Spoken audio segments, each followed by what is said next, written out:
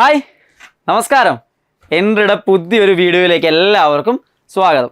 അപ്പം nursery school ടീച്ചറിന് വേണ്ടിയിട്ട് പ്രിപ്പയർ ചെയ്യുന്നവരാണ് നിങ്ങളെങ്കിൽ നിങ്ങൾ ഓൾറെഡി ഏറ്റവും ലേറ്റസ്റ്റ് സിലബസ് ഒക്കെ കണ്ടിട്ടുണ്ടാവും അല്ലേ? നാസിം സാർ വളരെ ഡീറ്റെയിൽ ആയിട്ട് നിങ്ങൾക്കത് എക്സ്പ്ലെയിൻ ചെയ്ത് തന്നിട്ടുണ്ട്. ആ സിലബസിൽ നിങ്ങൾ നോക്കിക്കഴിഞ്ഞാൽ നിങ്ങൾക്ക് ഏറ്റവും പ്രാധാന്യത്തോടുകൂടി കാണാൻ പറ്റുന്ന ഒരു മേഖലയുണ്ട്. പ്രീവിയസ് ഇയർ ക്വസ്റ്റ്യൻ പേപ്പറുകളിലൊക്കെ ആവർത്തിച്ച് ചോദ്യങ്ങൾ വന്നിട്ടുള്ളൊരു മേഖല. അത് ദാർശനികർ അഥവാ ഫിലോസഫേഴ്സ്, അത് നമ്മുടെ ദേശീയ ലെവലിലും അതേപോലെ അന്താരാഷ്ട്ര ലെവലിലും ഒക്കെ വലിയ കോൺട്രിബ്യൂഷൻസ് നൽകിയിട്ടുള്ള ചിന്തകരുമായിട്ട് ബന്ധപ്പെട്ട ആശയങ്ങൾ, അവരുടെ പുസ്തകങ്ങൾ, അവർ നമ്മുടെ വിദ്യാഭ്യാസ മേഖലയ്ക്ക് പ്രത്യേകിച്ച് പ്രീ സ്കൂൾ എഡ്യൂക്കേഷന് വേണ്ടിയിട്ടൊക്കെ നൽകിയ സംഭാവനകൾ, ഇത് വളരെ വിശദമായിട്ട് നിങ്ങൾ പഠിക്കേണ്ട ഒരു ഏരിയയാണ്.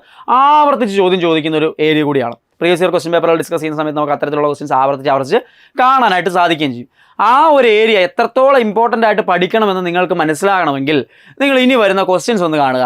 അതിൽ എത്രയെണ്ണം നിങ്ങൾക്ക് ആൻസർ ചെയ്യാനായിട്ട് സാധിക്കുന്നുണ്ട് എന്നുള്ളത് കൂടി ഒന്ന് നോക്കുക. അതേപോലെ തന്നെ നമ്മുടെ കമ്മീഷനുകൾ, അതിൻ്റെയൊക്കെ വർഷങ്ങൾ, ഇതൊക്കെ ആവർത്തിച്ച് ചോദ്യങ്ങൾ വരുന്ന മേഖല തന്നെയാണ്. അപ്പോൾ ഇത്തരത്തിൽ ഏറ്റവും പ്രാധാന്യത്തോടുകൂടി നഴ്സറി സ്കൂൾ ടീച്ചറിൻ്റെ ക്വസ്റ്റ്യൻ പേപ്പറുകളിൽ ചോദ്യം ചോദിക്കുന്ന ഒരു മേഖലയിൽ നിന്നുള്ള ചോദ്യങ്ങളാണ് ഞാൻ നിങ്ങളുടെ മുമ്പിലേക്ക് ഇന്ന് എത്തിക്കുന്നത്. ഈ ചോദ്യങ്ങൾ കാണുമ്പോൾ നിങ്ങൾക്ക് എത്രത്തോളം ആൻസർ ചെയ്യാൻ പറ്റുന്നുണ്ട് എന്ന് നിങ്ങൾ തന്നെ വിലയിരുത്തുക. അതിനനുസരിച്ച് നിങ്ങളുടെ പഠനത്തെ കൂടുതൽ മെച്ചപ്പെടുത്താൻ ശ്രമിക്കുക. നഴ്സറി സ്കൂൾ ടീച്ചറിൻ്റെ കോഴ്സ് എൻട്രിയിൽ സക്സസ്ഫുൾ ആയിട്ട് റൺ ചെയ്ത് പോയിക്കൊണ്ടിരിക്കുകയാണ്. നിങ്ങൾക്ക് ഇപ്പോൾ ജോയിൻ ചെയ്യാനുള്ള അവസരമുണ്ട്. എത്രയും പെട്ടെന്ന് അത് യൂസ് ചെയ്യുക. എൻട്രി നിങ്ങൾ വിജയത്തിലെത്തുന്നതുവരെ നിങ്ങൾക്കൊപ്പം ഉണ്ടായിരിക്കുന്നു. അപ്പോൾ ഒന്നാമത്തെ ആ ഒരു ചോദ്യത്തിലേക്ക് നമുക്ക് പോകാം. അക്കാദമി ആരുമായി ബന്ധപ്പെട്ടതാണ്? അക്കാദമി എന്ന് പറയുന്നത് ആരുമായിട്ട് ബന്ധപ്പെട്ട ആശയമാണ് എന്നുള്ളതാണ് ഒന്നാമത്തെ ചോദ്യം. നിങ്ങൾക്കറിയാമെങ്കിൽ നിങ്ങളൊന്ന് ആലോചിച്ച് നോക്കുക. അതിനുശേഷം എൻ്റെ ആൻസറുമായിട്ട് നിങ്ങൾ കമ്പയർ ചെയ്യുക. അക്കാദമി അരിസ്റ്റോട്ടിലാണോ, പ്ലേറ്റോ ആണോ, റൂസോ ആണോ, പെസ്റ്റലോസി ആണോ? ആരാണ് അക്കാദമി എന്ന് പറയുന്ന വാക്ക്? പിന്നീട് നമ്മൾ ഒരുപാട് അക്കാദമികൾ നമ്മുടെ നാട്ടിലൊക്കെ ഉണ്ടായിട്ടുണ്ട്.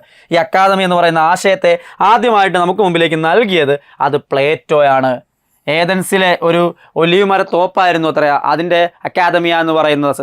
അതിൽ നിന്നൊക്കെയാണ് ഈ അക്കാദമി എന്നുള്ള വാക്ക് തന്നെ വന്നിരിക്കുന്നതെന്ന് കാണാനായിട്ട് സാധിക്കും. സോക്രട്ടീസിൻ്റെ ശിഷ്യനൊക്കെ ആയിരുന്നു. അദ്ദേഹം ഒരുപാട് നാടുകളൊക്കെ അലഞ്ഞു തിരിഞ്ഞ് വന്നിട്ട് പിന്നീട് സ്ഥാപിച്ചതാണ് ഈ അക്കാദമി എന്ന് പറയുന്ന ആശയം. അതേപോലെ തന്നെ പ്ലേറ്റോയുടെ പുസ്തകങ്ങളൊക്കെ എപ്പോഴും ചോദ്യമായിട്ട് വരാറുള്ളതാണ്. അടുത്ത ചോദ്യം നോക്കൂ. റിപ്പബ്ലിക്, കൃത്യമായിട്ട് പറഞ്ഞാൽ ദ റിപ്പബ്ലിക് ആരുടെ പ്രശസ്തമായ കൃതിയാണ്? അപ്പോൾ പുസ്തകങ്ങളെക്കുറിച്ച് ഈ പുസ്തകം ആരുടേതാണ് എന്നുള്ള രീതിയിൽ ആവർത്തിച്ച് ചോദ്യങ്ങൾ വരാറുണ്ട്. അങ്ങനെയെങ്കിൽ ഇവിടെ റിപ്പബ്ലിക് എന്നത് ആരുടെ പ്രശസ്തമായിട്ടുള്ള കൃതിയാണ്? Plato, Rousseau, Aristotle, John Dewey. ആരാണിതിൽ? ദ റിപ്പബ്ലിക് വളരെ ഫേമസ് ആയിട്ടുള്ള പുസ്തകമാണ്. അതും ആരുടെ തന്നെയാണ്? പ്ലേറ്റോയുടെ തന്നെയാണ്. ഓപ്ഷൻ എ പ്ലേറ്റോ ആണ് ശരിയായിട്ടുള്ള ആൻസറായിട്ട് അവിടെ നമുക്ക് എടുക്കാനായിട്ട് സാധിക്കുക. അടുത്തത്, റൂസോ ജനിച്ചത് എവിടെയാണ്? റൂസോ ജനിച്ചത് എവിടെയാണ്? Thailand, Geneva, Greece, Athens. Rousseau ജനിച്ചത് എവിടെയാണ് എന്നുള്ളതാണ് അടുത്ത ചോദ്യം. അപ്പോൾ ഇവരൊക്കെ ജനിച്ചത് എവിടെയാണെന്ന് കൂടി അറിഞ്ഞിരിക്കണം. ബേസിക് ആയിട്ടൊക്കെ ഉള്ളത് നമ്മൾ പഠിച്ചു പോകുമ്പോൾ ആദ്യം കാണുന്നതാണ് അവർ എവിടത്തെ നാട്ടിലാണ് ജനിച്ചതൊക്കെ. ജനീവിയയിലാണ് റൂസോ ജനിച്ചത് എന്ന് മനസ്സിലാക്കുക. അപ്പോൾ റൂസോയും വലിയ പ്രാധാന്യത്തോടു കൂടി നമ്മൾ പഠിക്കുന്ന ഒരു ഫിലോസഫറാണ്.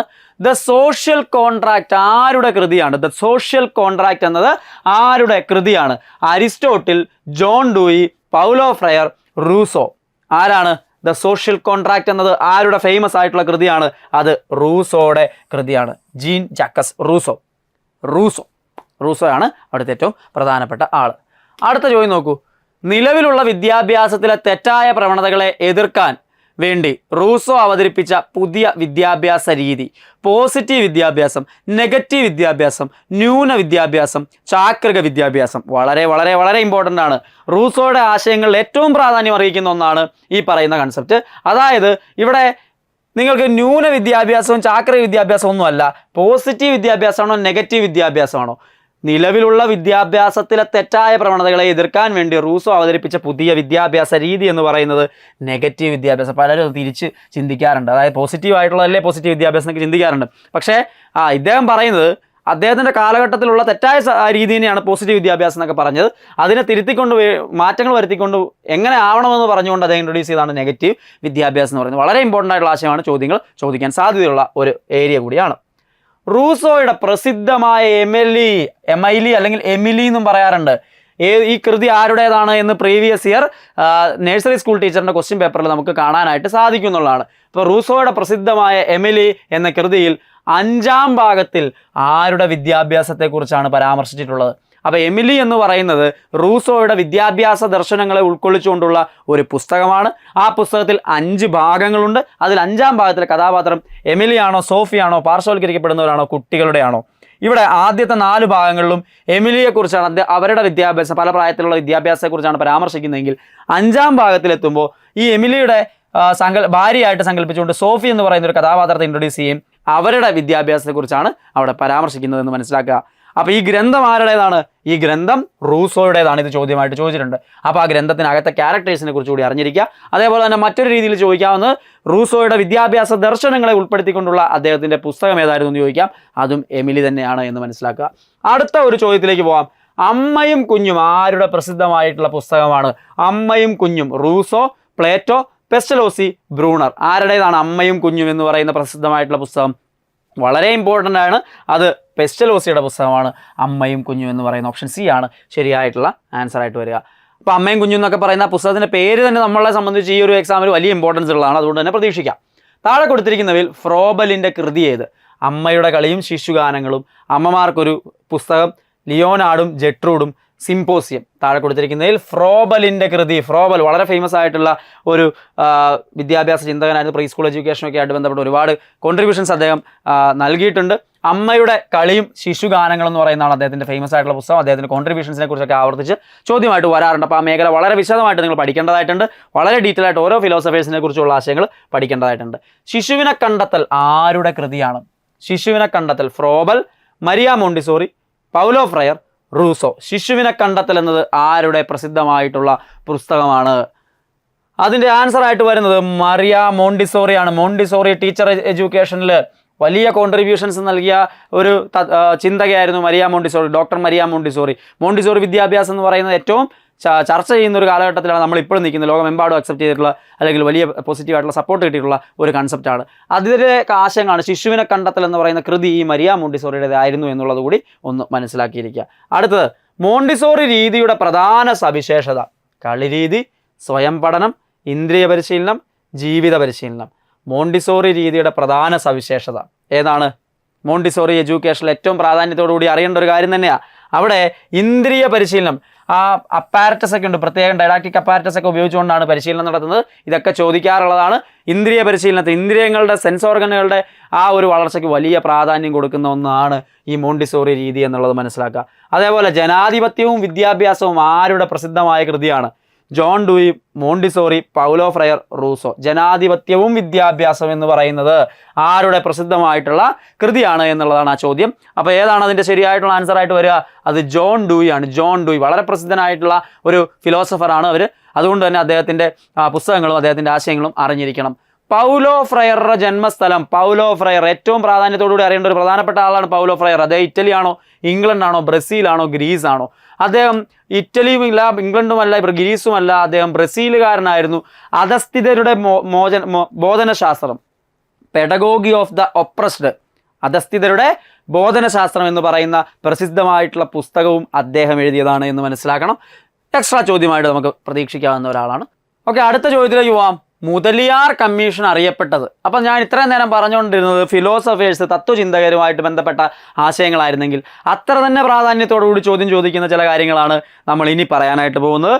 ഇവിടെ സർവകലാശാല കമ്മീഷനാണോ, ഇന്ത്യൻ വിദ്യാഭ്യാസ കമ്മീഷനാണോ, സെക്കൻഡറി വിദ്യാഭ്യാസ കമ്മീഷനാണോ, ദേശീയ വിദ്യാഭ്യാസ നയമാണോ മുതലിയാർ കമ്മീഷൻ എന്ന പേരിൽ അറിയപ്പെട്ടത്? അത് സെക്കൻഡറി വിദ്യാഭ്യാസ കമ്മീഷനാണ്. അപ്പോൾ വിദ്യാഭ്യാസ കമ്മീഷനുകളെ കുറിച്ചുള്ള ചോദ്യങ്ങൾ, അവരുടെ പ്രധാനപ്പെട്ട ശുപാർശകളെ കുറിച്ചുള്ള ചോദ്യങ്ങളൊക്കെ നമുക്ക് പ്രതീക്ഷിക്കാം. അതിൻ്റെ വർഷങ്ങളടക്കം നമുക്ക് പ്രതീക്ഷിക്കാം. സ്വതന്ത്ര ഭാരതത്തിലെ ആദ്യ വിദ്യാഭ്യാസ നയം, ആദ്യത്തെ നാഷണൽ എഡ്യൂക്കേഷണൽ പോളിസി എന്ന് പറയുന്നത് ഈ സ്വതന്ത്ര ഭാരതത്തിലെ ആദ്യത്തെ ഏത് വർഷമായിരുന്നു? 1986, 1962, 1980, 1992. ഏത് വർഷമായിരുന്നു? 1968 ആദ്യത്തെ വിദ്യാഭ്യാസ നയം വരുന്നത്. അതിനുശേഷം 86 വീണ്ടും വരുന്നുണ്ട്. വർഷം മാറിപ്പോകരുത്. വർഷങ്ങൾ നഴ്സറി സ്കൂൾ ടീച്ചറിൻ്റെ ക്വസ്റ്റ്യൻ പേപ്പറിൽ ആവർത്തിച്ച് വർഷങ്ങൾ ചോദിക്കാറുണ്ട്. പ്രീവിയസ് ഇയർ ക്വസ്റ്റ്യൻ പേപ്പർ പരിശോധിച്ചാൽ നിങ്ങൾക്ക് കാണാനായിട്ട് സാധിക്കും എന്നുള്ളതാണ്. അടുത്ത ഒരു ചോദ്യം നോക്കാം നമുക്ക്. NCERT രൂപീകൃതമായ വർഷം? National council of education research and training എന്ന് പറയുന്നത് രൂപീകൃതമാകുന്നത് 1962 63 63 60 61? NCERT രൂപീകരിക്കുന്ന വർഷം പഠിച്ചു, വർഷങ്ങൾ ചോദിക്കാറുണ്ട്. 1961 NCERT രൂപീകൃതമായത് എന്ന് മനസ്സിലാക്കണം. അടുത്ത ഒരു ചോദ്യത്തിലേക്ക് പോകാം. KER പ്രാബല്യത്തിൽ വന്നതാണ്. കേരള എഡ്യൂക്കേഷണൽ റൂളിനെയാണ് KER എന്ന് നമ്മൾ പറയുന്നത്. അത് പ്രാബല്യത്തിൽ വരുന്നത്. ആ ബില്ല് അവതരിപ്പിക്കുന്നതൊക്കെ വേറെ വർഷങ്ങളാണ്. 58 അത് മുമ്പോട്ട് അല്ലെങ്കിൽ പാസ്സാക്കുന്നതൊക്കെ 57 സമയത്തൊക്കെ തൊട്ട് ഇതിൻ്റെ ചർച്ചകളൊക്കെ ഉണ്ട്. ഇവിടെ പ്രാബല്യത്തിനാവുന്ന വർഷം ചോദിച്ചാൽ 1959. ഇവ മാറിപ്പോകാനുള്ള സാധ്യതയുണ്ട്. പ്രധാനപ്പെട്ട ചില വർഷങ്ങളാണ്, പ്രത്യേകിച്ച് കേരളത്തിലെ വിദ്യാഭ്യാസത്തെക്കുറിച്ചൊക്കെയുള്ള ചോദ്യങ്ങൾ പ്രതീക്ഷിക്കാവുന്നതാണ്. മറ്റൊരു ചോദ്യം നോക്കൂ. എഡ്യൂക്കേഷൻ ഓഫ് മാൻ എന്ന പ്രശസ്തമായ ഗ്രന്ഥം രചിച്ചത്, എഡ്യൂക്കേഷൻ ഓഫ് മാൻ എന്ന് പറയുന്നത് ഫ്രോബലിൻ്റെ ആണോ, റൂസോയുടെ ആണോ, ജോൺ ഡൂയുടെ ആണോ, മാർഗരറ്റിൻ്റെ ആണോ? ഇവിടെ ഫ്രോബലിൻ്റേതാണ് എഡ്യൂക്കേഷൻ ഓഫ് മാൻ എന്ന് പറയുന്ന ഫേമസ് ആയിട്ടുള്ള പുസ്തകം. ജോൺ ഡൂയി അദ്ദേഹത്തിൻ്റെ പരീക്ഷണ വിദ്യാലയം സ്ഥാപിച്ച വർഷം. ജോൺ ഡൂയി പരീക്ഷണ വിദ്യാലയങ്ങൾ സ്ഥാപിച്ചിട്ടുണ്ട്. ആ ആശയം വളരെ പ്രധാനപ്പെട്ടതാണ്, ചോദ്യമായിട്ട് ചോദിച്ചിട്ടുണ്ട് ഇതിനു മുമ്പ്. ഏതാണ്? 96 1896 1892 1902 1908 ഏത് വർഷമാണ്? 1896 ജോൺ ഡൂയി അദ്ദേഹത്തിൻ്റെ പരീക്ഷണ വിദ്യാലയം സ്ഥാപിച്ചത് എന്ന് മനസ്സിലാക്കണം. 1896 ഓപ്ഷൻ എ ആണ് ശരിയായിട്ടുള്ള ആൻസർ ആയിട്ട് അവിടെ വരുന്നത്. അപ്പോൾ ഒരു സെറ്റ് ഓഫ് ക്വസ്റ്റ്യൻസ് നിങ്ങളുടെ മുമ്പിലേക്ക് എത്തിച്ചു.